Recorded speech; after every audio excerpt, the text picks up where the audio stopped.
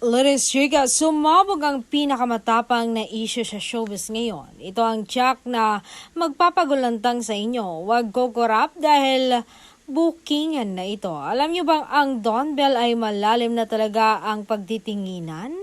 Ang kanilang samahan dahil hindi na sila magjowa lamang or fiancé, kundi magjosawa na sila. Ayon sa bulong-bulungan sa online world, sila'y tahimik na ikinasal, saksi ang kanilang mga kaibigan at pamilya.